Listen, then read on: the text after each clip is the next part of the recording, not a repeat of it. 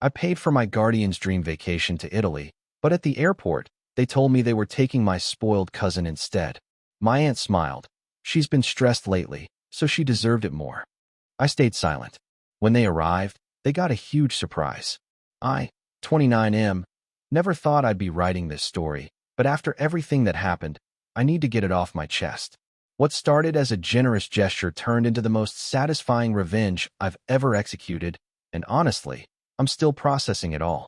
Let me start from the beginning. My parents died when I was 12, and my aunt and uncle took me in. They weren't terrible guardians, but they made it clear I was a burden. Every meal, every piece of clothing, every school supply came with a reminder of how much they were sacrificing for me. Meanwhile, their daughter, my cousin who's 2 years younger, got everything handed to her on a silver platter. Fast forward 17 years. I've built a successful software consulting business, own my own home, and finally have the financial freedom I dreamed of as a kid. My aunt and uncle are approaching retirement, and despite everything, I felt this nagging obligation to do something nice for them. They'd mentioned wanting to visit Italy for years, but never having the money. So I planned the perfect surprise. A 2-week luxury trip to Italy, flights, 5-star hotels in Rome, Florence, and Venice, guided tours, the works. I spent months researching, booking everything, even arranging for a private driver. The total cost was close to $15,000, but seeing their faces when I presented them with the itinerary made it feel worth it. My aunt cried when I handed her the folder with all the details. She kept saying she couldn't believe I'd done something so generous, that they'd raised me right. My uncle actually hugged me, which was rare. For a moment, I felt like maybe we could move past all the childhood resentment and build something better. The departure date was set for a Thursday morning. I offered to drive them to the airport, wanting to see them off properly. I even took the day off work, something I rarely do. I was genuinely excited for them, imagining them exploring the Colosseum, taking gondola rides in Venice, eating authentic pasta in small Roman trattorias. We arrived at the airport 3 hours early because my aunt was nervous about international travel. I helped them with their luggage, walked them through check-in, and we grabbed coffee while waiting for their boarding announcement. That's when my cousin showed up. She came rushing through the terminal with 2 massive suitcases, looking frazzled but excited. I was confused because nobody had mentioned she was flying anywhere that day. When she spotted us, she ran over and hugged my aunt, talking about how she couldn't wait for Italy. The pieces clicked together slowly, like a puzzle I didn't want to solve. I asked what was going on, and my aunt got this uncomfortable look on her face. She explained that my cousin had been having a really stressful time at work lately, and they'd decided she needed the vacation more than my uncle did. So they'd changed one of the tickets to her name. I stood there processing this information while my cousin chattered excitedly about all the places she wanted to see, all the shopping she planned to do. She thanked me for being so generous, saying she'd always wanted to go to Europe but could never afford it. The casual way she said it, like I'd planned this trip specifically for her, made my blood boil. My uncle looked sheepish but didn't say anything. My aunt had this defiant expression, like she was daring me to make a scene. She told me my cousin had been working so hard, dealing with difficult clients, and really deserved a break. The implication was clear. I should be happy to provide this break for her. I asked if they consulted me before making this change. My aunt waved her hand dismissively, saying it was the same cost either way, so what did it matter? My cousin jumped in, saying she'd make sure to take lots of pictures for my uncle, like that somehow made it better. Standing there in that airport, watching my cousin bounce excitedly while my aunt smiled smugly, I felt something shift inside me. This wasn't just about the trip anymore.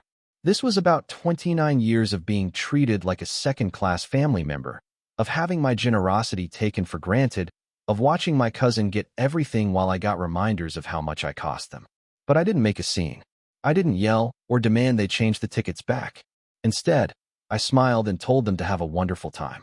I hugged them both goodbye, wished them safe travels, and watched them disappear through security. My cousin was already on her phone, probably posting about her surprise trip to Italy. The drive home gave me time to think. By the time I reached my house, I knew exactly what I was going to do.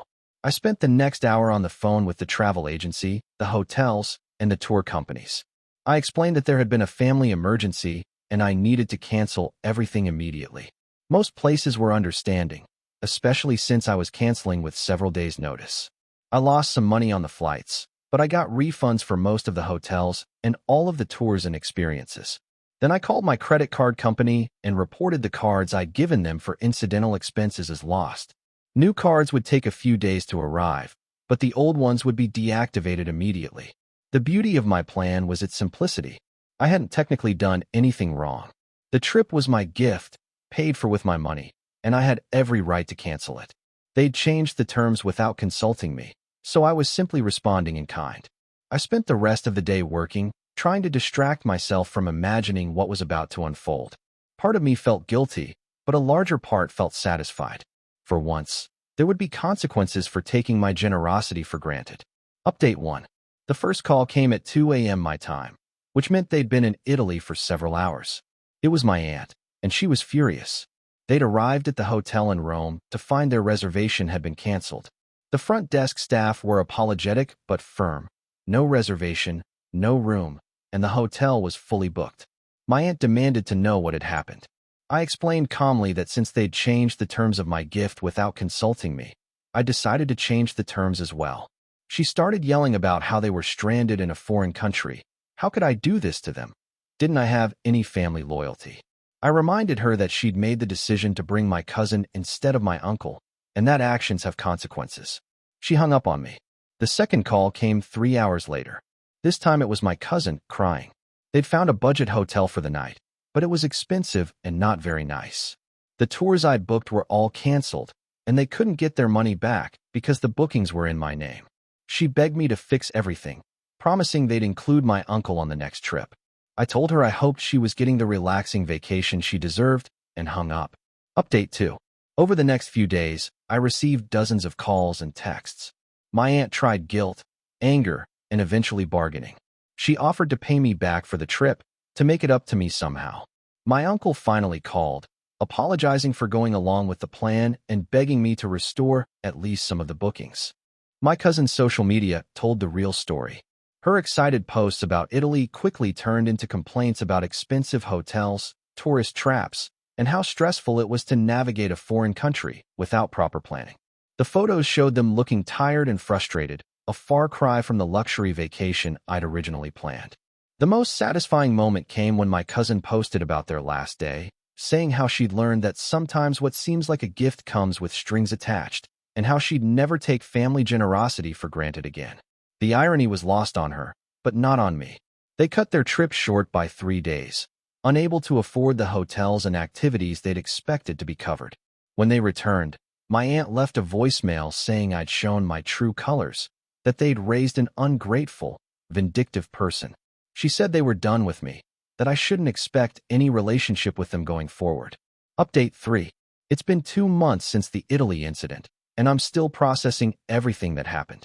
The immediate aftermath was exactly what I'd expected: anger, accusations, and ultimately, silence from that side of my family. But something unexpected happened a few weeks later. My uncle reached out privately, asking if we could meet for coffee. I was hesitant, expecting another attempt to guilt me into apologizing, but curiosity won out. He looked older when we met, more tired than I remembered. He started by apologizing, not just for the Italy situation, but for years of making me feel unwelcome in their home. He admitted that my aunt had pushed for bringing my cousin on the trip, and he'd gone along with it because it was easier than arguing. He told me things I'd never known: how guilty he'd felt about taking me in when he wasn't sure they could afford it, how my aunt had resented the financial strain, how they'd overcompensated with my cousin because they felt guilty about the situation.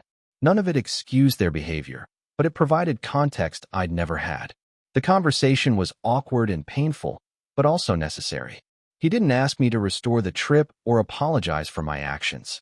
Instead, he said he understood why I'd done it, and that maybe they'd needed the wake-up call. My cousin, meanwhile, had apparently learned nothing from the experience. According to my uncle, she'd spent weeks complaining about how I'd ruined her vacation, how unfair it was that she'd suffered for her parents' decision. She'd even suggested they should sue me for the cost of their shortened trip. My aunt remained furious and unrepentant. She'd told extended family members her version of events, painting me as vindictive and cruel. Some relatives had reached out to express their disappointment in my actions, but others had quietly shared their own stories of my aunt's entitled behavior over the years. The family dynamics I'd grown up with were finally out in the open, and not everyone was taking my aunt's side. Cousins I barely knew reached out to share their own experiences of being treated as lesser family members, of watching my cousin get preferential treatment at family gatherings. Looking back, I don't regret what I did. The money I lost was worth it for the lesson it taught, both to them and to myself. I'd spent years trying to earn their approval, to prove I was worthy of their love and acceptance. The Italy trip was supposed to be the ultimate gesture, the thing that finally made us a real family. Instead, it showed me that some people will always see generosity as weakness, kindness as something they're entitled to rather than grateful for. My aunt and cousin took my gift and immediately made it about what they wanted, what they deserved, without any consideration for my feelings or intentions. The revenge wasn't just about the canceled trip. It was about finally setting boundaries, about showing them that their actions had consequences, about refusing to be taken for granted anymore. I've started therapy to work through the childhood issues that led me to seek their approval in the first place. It's helping me understand that family isn't just about blood relations. It's about mutual respect, consideration, and genuine care for each other's well-being. My uncle and I have tentatively started rebuilding our relationship. It's slow and sometimes uncomfortable, but it feels more honest than anything we've had before. He's working on setting his own boundaries with my aunt, though I suspect that's a longer battle. As for my aunt and cousin, I haven't spoken to them since the Italy trip. I hear updates through my uncle occasionally, but I'm not actively seeking reconciliation. Maybe someday we'll find a way to move forward, but it would require acknowledgement and genuine change on their part, not just time passing. The whole experience taught me something valuable about generosity. True generosity should come from a place of genuine care, not from a desire to prove something or earn approval. When I give gifts now, I do it because I want to, not because I feel obligated or because I'm trying to fix broken relationships. I'm building new traditions, new relationships, new definitions of family that don't revolve around obligation and resentment. It's liberating in a way I never expected. Sometimes people ask if I feel bad about what I did, if I think I went too far. The honest answer is no. They made a choice to disrespect my generosity, and I made a choice to respond accordingly. They learned that actions have consequences, and I learned that I don't have to accept being treated poorly just because we share DNA. The Italy trip they ended up taking was probably more educational than the luxury vacation I'd originally planned. Sometimes the best lessons come from the most unexpected teachers, and sometimes the most satisfying revenge is simply letting people experience the natural consequences of their choices.